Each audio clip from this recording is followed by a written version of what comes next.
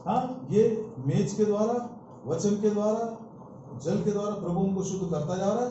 और जिस दिन प्रभु यीशु मसीह मध्य आकाश में आएंगे, पौलुस कहता है जो प्रभु यीशु मसीह में मरे हुए हैं वो पहले जी उठेंगे। कैसे जी उठेंगे? महिमा के देह के साथ। फिलिपियों के 3:21 में लिखा, ये मरणहार देह महिमा के देह को धारण कर लेगा। बड़ी अजीब सी बात है। उसी को प्रथम पुनरुत्थान बोलते हैं, उसी को हमारी महिमा बोलते हैं, उसी को सब कुछ बोलते हैं। वही हमारा उद्देश्य है जीवन का। प्रभु यीशु मसीह का भी वही उद्देश्य है, परमेश्वर पिता का भी वही उद्देश्य है। वो तो जगत की उत्पत्ति से पहले मैंने तुमको इसलिए चुन लिया ताकि तुम प्रभु यीशु मसीह में उसके स्वरूप को धारण करो।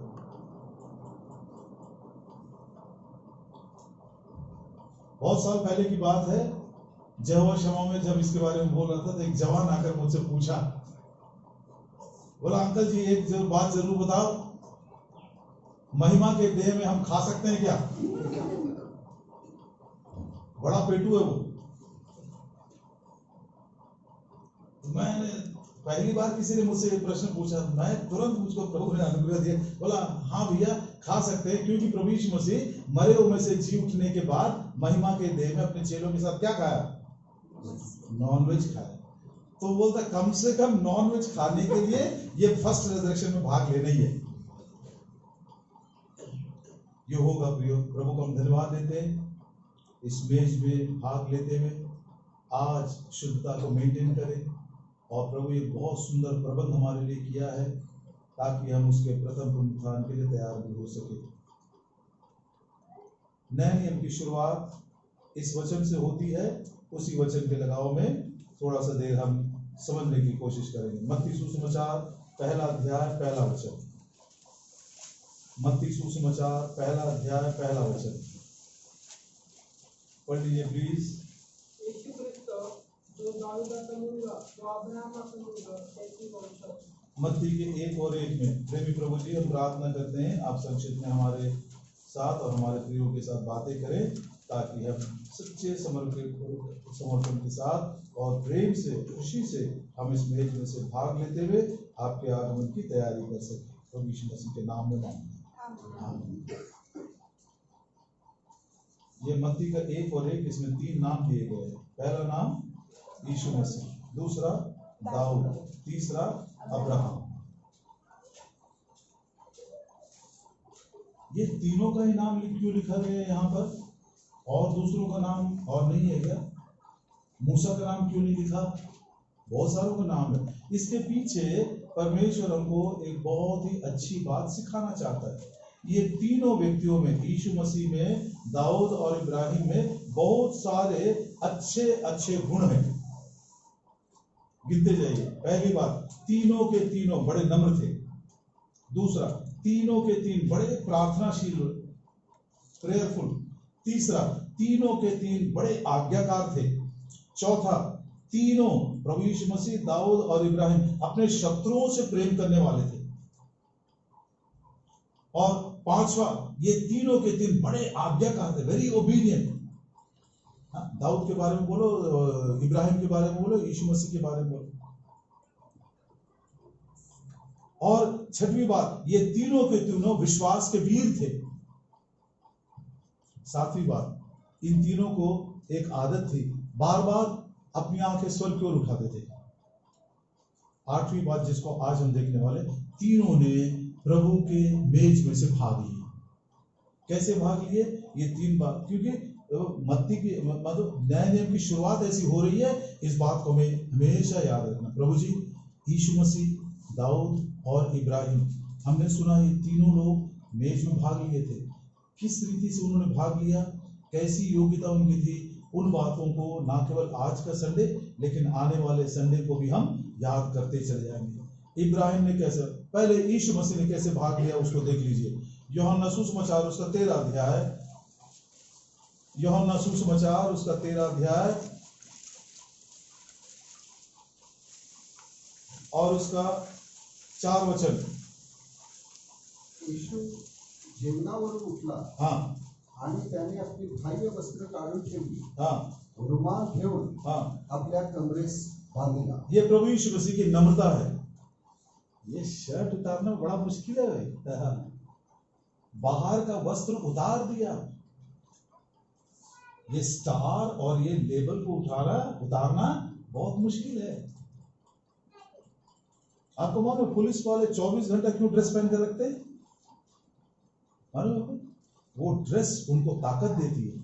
चाहे वो पुलिस पूना वाला हो, चेन्नई भी चला जाए, लेकिन यदि वो यूनिफॉर्म में है तो चेन्नई वाले देख के भी डरते हैं उससे। ये यूनिफॉर्म उसको एक प्रकार का सम्मान और इज्जत देता है, लोग डरते हैं उसको देखकर। प्रभु यीशु मसीह स्वर्ग से आते आते महिमा छोड़ दिया और अपने चेलों के बीच में क्या किया? अपना ऊपर का वस्त्र, ये उसकी बड़ी नम्रता है। तुम मुझको प्रभु कहते हो, मैं प्रभु हूं, देखो देखो मैं कैसे तुम्हारे लिए दास बन गया। ये बात को याद रखिए। आने वाले दिनों में भाई संजय आपको और भी सिखाएंगे। नम्रता एक मसीह के लिए मुकुट के समान है। Humility is like a crown for every Christian. प्रभु जी ये नम्रता का मुकुट मेरे सर के ऊपर पहना दीजिए। दूसरी बात, 5 वचन। मग तो गंगाळात पाणी ओतून शिष्यांचे पाय धुवू लागला आणि कमरेस बांधलेल्या रुमालाने ते पुसू लागला। ये उसका प्रेम है। क्यों वो पैर धो रहा था मालूम? पतरस ने पूछा, प्रभु जी तू मेरे पैर को नहीं धोएगा? प्रभु बोलता, यदि मैं तेरे पैर को नहीं धोऊंगा तो मेरी दोस्ती कट जाएगी तेरे साथ। देखिए कहा उसने वो बात, 8 वचन। पेत्र त्याला म्हणाला, तू माझे पाय कधी धुवायचे नाही। येशूने त्याला उत्तर दिले, मी जर तुला धुतले नाही तर माझ्या बरोबर तुला वाटा नाही। अरे मैं तेरे पैर को नहीं धोऊंगा तो हमारी दोस्ती टूट जाएगी, तू मेरे साथ नहीं आ सकता। मतलब प्रभु यीशु मसीह का प्रेम है, ह्यूमिलिटी एंड लव। ठीक है, हम इसको यहीं पर छोड़ देते हैं, ये दोनों में हम बढ़ते चले जाए। नम्रता को समझाने के लिए एक छोटा सा और उदाहरण। मान लीजिए मैं ये पुलपिट, ये कितना ऊंचा भैया? कितना इंच का है ये पुलपिट? कितना इंच का है? 6 इंच का है। मैं मान लीजिए यहाँ से नीचे उतर कर आया, कितना वो नीचे का आ गया? मैं 6 इंच नीचे आया। मान लीजिए संजय भाई ये पुलपिट के ऊपर खड़े, ये पुलपिट कितना ऊंचा है? 4 फुट है कम से कम। मान लीजिए संजय भाई ये पुलपिट के ऊपर से नीचे आ जाते हैं तो कितना फुट उतर गए? तो उनमें और मुझ में कौन नम्र है? अरे बोलो ना, सिंपल है ये। संजय भाई की जगह अपने आप को खड़ा कर लो, नहीं तो संजय भाई का नाम लेने के लिए आपको तकलीफ हो रहा है। जो 4 फुट से उतरा वो 6 इंच से उतरा, उससे भी नम्र है। प्रभु यीशु मसीह कहां से आया? स्वर्ग में नहीं, अति ऊंचे और पवित्र स्थान। कितना ऊंचा है किसी को नहीं मालूम। तो सबसे नम्र कौन है?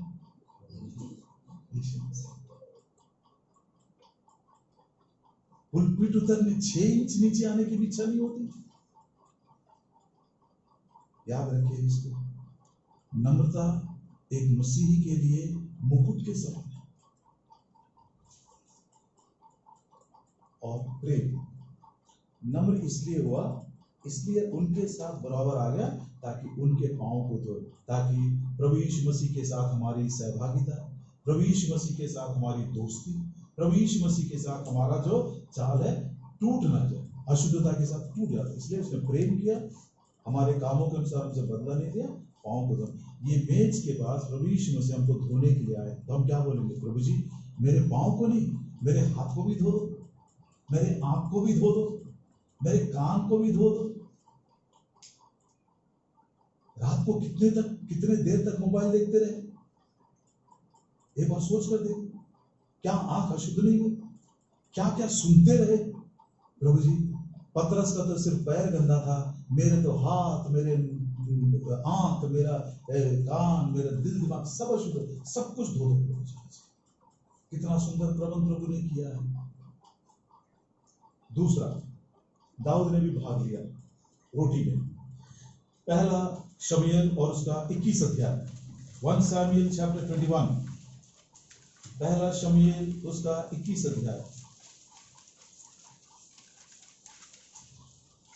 जब वो शाऊल के डर के मारे भाग गया था, महायाजक के पास पहुंचा तो महायाजक अहीमेलेक ने कहा, दाऊद मेरे पास सामान्य रोटी नहीं है, लेकिन पवित्र भेंट की रोटी जो पवित्र स्थान में रखते हैं, जो प्रभु यहोवा के लिए चढ़ाए जाते, वो पवित्र रोटी मेरे पास है।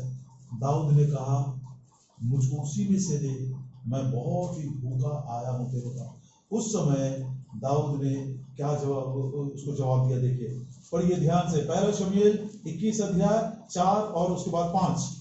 तेव्हा याजकाने दावीदाला उत्तर देऊन म्हटले, माझ्याजवळ काही सामान्य भाकर नाही, तर पवित्र भाकर आहे। अब याद रखिए बच्चों, ये जो मेज के ऊपर रोटी है ना, ये सामान्य भाकर नहीं है। इसको ऐसे मत खाना जैसे हम घर में रोटी खाते हैं। ये सामान्य भाकर नहीं है, ये हमारे प्रभु यीशु मसीह के पवित्र देह को सूचित करते हैं, इसलिए हम इसको पवित्र रोटी कहते हैं। अब आगे पढ़िए वर्स 5। दावीदाने याजकाला उत्तर देऊन म्हटले, खचित हे 3 दिवस झाले मी निघालो तेव्हापासून बायका आम्हापासून दूर आहे आणि तरुणांची पात्रे पवित्र आहे। बस, तरुणाचे पात्र कैसे है? कौन इस पवित्र रोटी में से खा सकता? जिसके पात्र, जिसका जीवन पवित्र और शुद्ध। कोई मलिनता आ गई है, ठीक है, कोई नियम टूट गया है, किसी पाप ने मोहित करके हमको परीक्षा में फंसा दिया है, प्रभु बोलता है ठीक है, कबूल करो। अहीमेलेक ने ये नहीं बोला मैं नहीं दूंगा, क्या बोलता? यदि तुम्हारे पात्र पवित्र है तो मैं तुमको जरूर ये पवित्र रोटी भेंट की रोटी दूंगा। प्रभु जी, कितने बार हमने सुना पवित्रता को जीवन में कायम रखने का है, पवित्रता को बनाए नहीं रखेंगे तो हम प्यार मन के लिए तैयार भी नहीं हो सकेंगे। सो ये तीसरी बात हमने सुना, प्रभु यीशु मसीह के द्वारा जो तीनों रोटी में भाग लिए थे, मेज में भाग लिए थे, प्रभु यीशु मसीह की नम्रता, प्रभु यीशु मसीह का प्रेम, दाऊद की पवित्रता। दाऊद की पवित्रता बोलते हो तो आपके मन में कुछ एक शंका आया होगा, भैया दाऊद की बात जब करते तो वो एक ही बात याद आती है, सबको मालूम है दुनिया में, लेकिन एक बात आपको बताऊं, उस एक के बाद जिस दिन उसने भजन 51 का पश्चाताप किया, मरते दिन तक उस पाप में कभी गिरा नहीं हुआ। ये रिकॉर्ड है बाइबल में। पढ़िए 1 राजा 1 अध्याय। परमेश्वर के प्रेम ने देखिए उसको कैसा बदल दिया। इफिसियों के 1 और 4 में लिखा हुआ है, जगत की उत्पत्ति से पहले परमेश्वर ने तुमको प्रभु यीशु मसीह में इसलिए चुना है कि उसके प्रेम में तुम पवित्र बनते जाओ। परमेश्वर का प्रेम यदि हमने चखा है तो पवित्रता को हमारे जीवन में उत्पन्न करता है। देखिए दाऊद गिरा, जानबूझकर नहीं, गिर गया, उससे हमको सावधानी चेतावनी मिलती है। हम कितने भी बड़े हो गिर सकते हैं, लेकिन जिस दिन वो गिरा, जिस दिन उसके पाप को प्रभु ने प्रकट किया, जिस दिन उसने पश्चाताप किया, उस दिन से लेकर मरते दिन तक फिर दोबारा कभी उसमें नहीं गिरा। पढ़िए 1 राजा 1 अध्याय और उसका 4 वचन। आणि ती तरुणी फार सुंदर होती, तिने राजाचा सांभाळ करून त्याची सेवा केली, परंतु राजाने तिला जाणले नाही। That's all. बार बार पढ़िए इस बात को। इसलिए मैं दाऊद की पवित्रता बोलता हूं। क्या बोला दाऊद ने? हम जवानों का पात्र कैसा है? पवित्रता के साथ हर संडे इसमें से भाग लिया। इब्राहिम के बारे में पढ़ते हैं, कैसा उसने रोटी में भाग लिया। उत्पत्ति की किताब और उसका 14 अध्याय। उत्पत्ति की किताब और उसका 14 अध्याय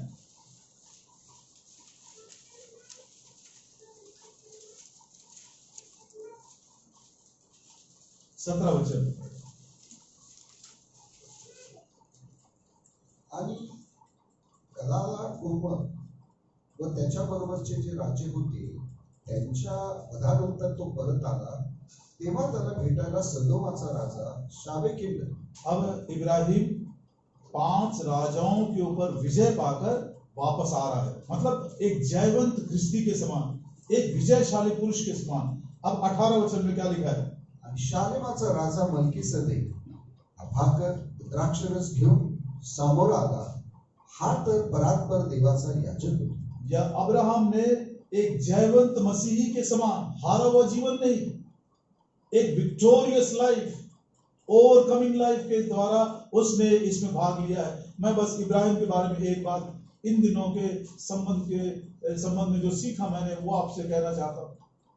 मत्ती 1:1 जरूर याद रखिए। बहुत सारे गुण सामान्य है, कॉमन कैरेक्टरिस्टिक्स है उन तीनों के बीच में। सबके सब विश्वासी थे, सबके सब प्रार्थनाशील थे, शत्रुओं से प्रेम करते थे, बड़े नम्र थे, आज्ञाकार थे, स्वर्ग की ओर अपनी आंखें उठाते थे।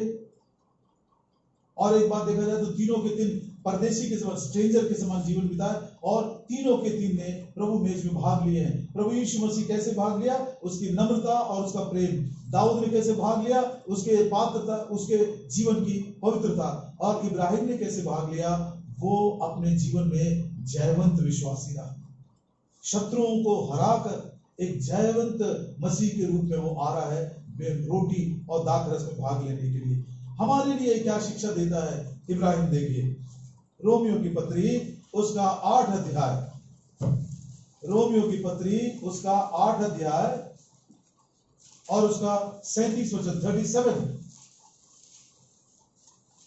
तथापि हाँ, ज्याने अपनावर प्रीती केली, जिसने हमसे प्रेम किया त्याच्याद्वारे, उसके द्वारा या सर्व गोष्टीमध्ये, ये सब बातों में आपण अत्यंत विजयी, हम जयवंतों से भी बढ़कर हैं।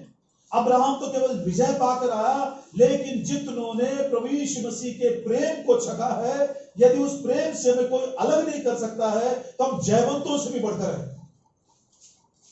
दूसरे शब्दों में यदि कहें, मूर्ति पूजकों में से परमेश्वर ने इब्राहिम से प्रेम किया और उस प्रेम के खातिर उसको नाम लेकर बुलाया और उसको चुना और कहा मैं तुझको आशीष दूंगा और तेरे द्वारा सारी दुनिया के लोगों को आशीष दूंगा।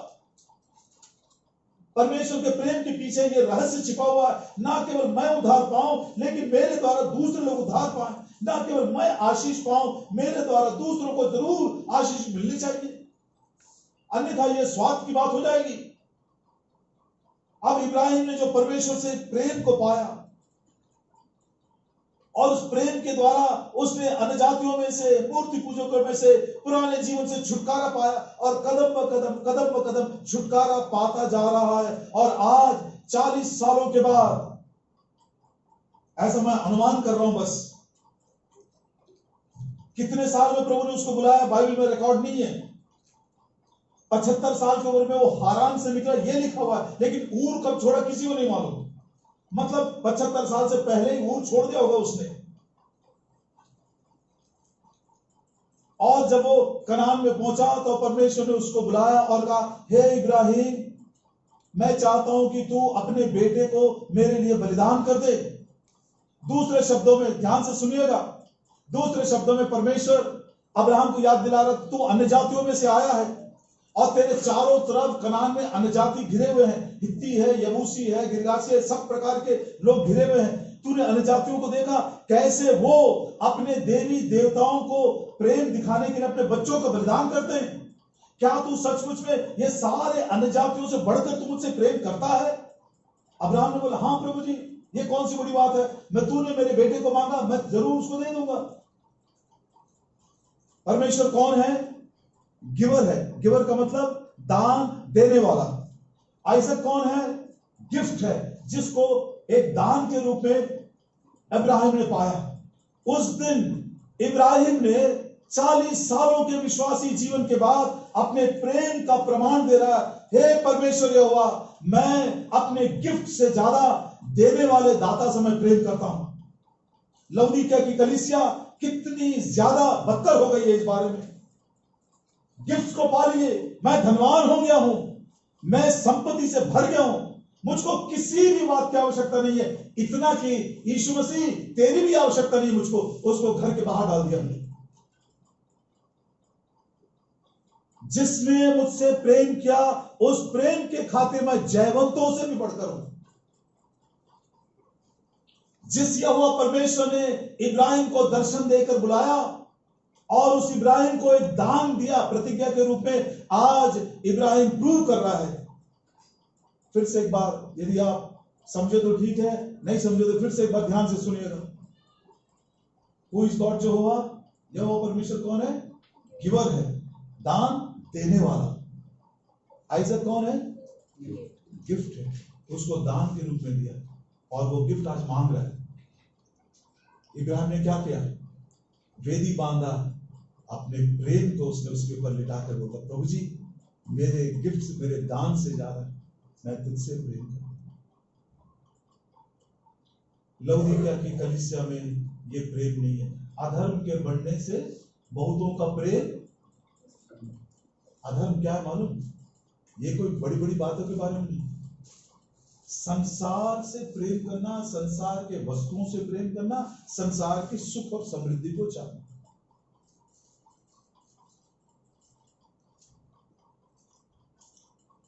कल के दिन प्रभु आपके हेल्थ को निकाल देगा,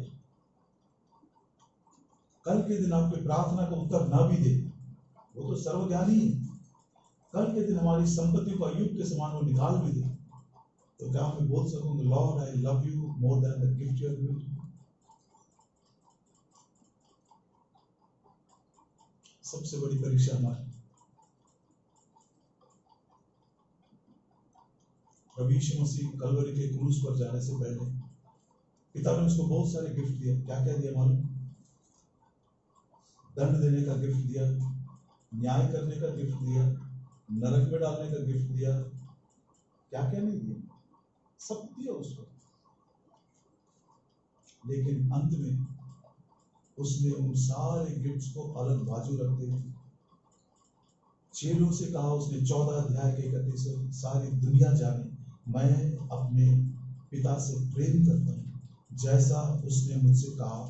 मैं कलवरी के क्रूस के ऊपर अपना प्राण देने जा रहा हूं। चाहते तो प्रभु यीशु मसीह अपने लिए बहुत बड़ा मंदिर बनवा सकते थे, चाहते तो अपने लिए बहुत बड़ी मूर्ति भी खड़ा करवा सकते थे, चाहते तो बड़े बड़े शास्त्रियों को बुलाकर बड़ी बड़ी किताबें भी लिख सकते थे।